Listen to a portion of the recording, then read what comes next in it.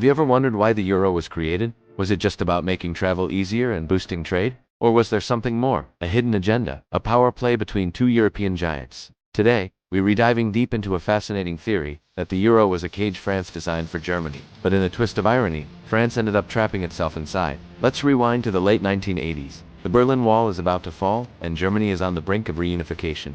This was a moment of immense joy for Germans, but for their neighbor, France, it sparked a deep-seated fear. A unified, powerful Germany. France had seen that movie before, and it didn't end well. French President François Mitterrand was deeply worried.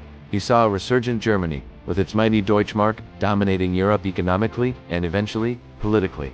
The Deutschmark was the undisputed king of European currencies. It was stable, strong, and a symbol of Germany's post-war economic miracle. Other countries, including France, had to constantly adjust their own currencies to keep up, often leading to painful Mitterrand feared that a reunified Germany, with the Deutschmark as its weapon, would become too powerful for France to handle. He needed a way to tether this German giant. So, what was his plan? A single European currency.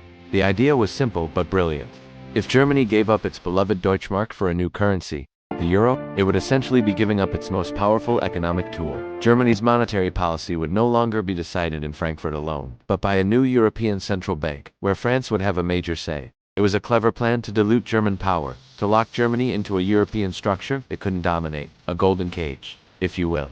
German Chancellor Helmut Kohl was in a tough spot. He desperately wanted reunification, and Mitterrand made it clear, no euro, no French support for reunification. It was a political bargain. Kohl, a passionate European, ultimately agreed. He sold the idea to the German people as a step towards a more integrated and peaceful Europe, a final break from its dark past. But many in Germany were heartbroken to lose the mark, the bedrock of their prosperity. They felt they were trading their economic crown jewel for political acceptance. So, the deal was struck. The Maastricht Treaty was signed in 1992, paving the way for the euro. France thought it had one. It had successfully maneuvered Germany into giving up its monetary sovereignty. The plan seemed perfect. Germany was in the cage. Or was it? This is where the story takes its ironic turn.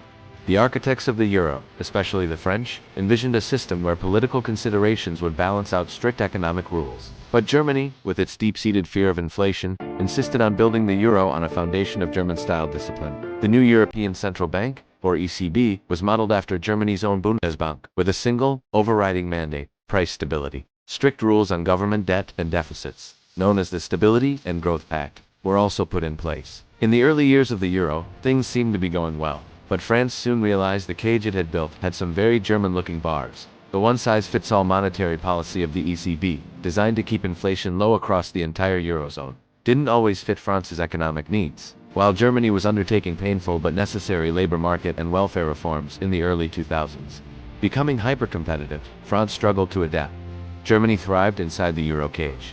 Its reformed economy was a powerhouse. With the euro, German exports became cheaper for other eurozone countries to buy, as there was no risk of the Deutschmark appreciating. Germany's export machine went into overdrive, leading to massive trade surpluses. In essence, the euro acted like a permanently undervalued Deutschmark for Germany, giving it a huge competitive advantage. For France, it was the opposite story. Its economy was less competitive than Germany's.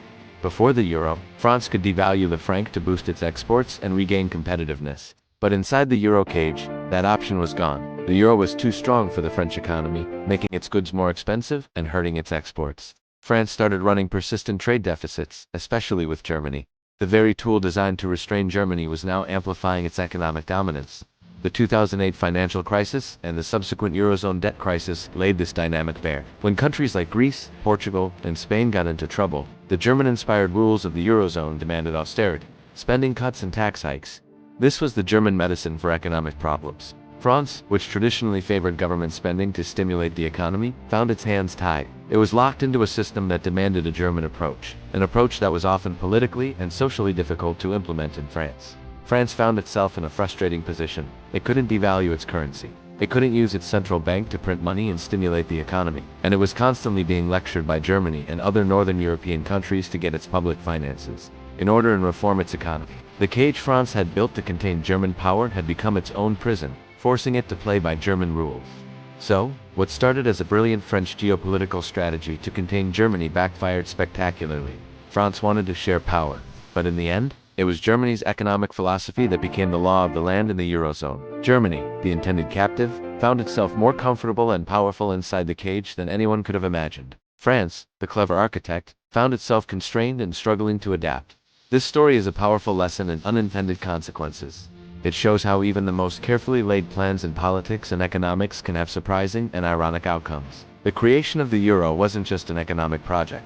It was a high-stakes political drama, a power struggle between two nations at the heart of Europe. And in this drama, the roles of captor and captive were unexpectedly reversed. What do you think? Was the euro a brilliant move or a massive miscalculation by France? Let me know your thoughts in the comments below. It's a complex story with no easy answers, and it continues to shape the future of Europe today. Thanks for watching. If you found this dive into the secret history of the euro interesting, be sure to hit that like button, subscribe to the channel, and ring the bell so you don't miss our next video. See you next time.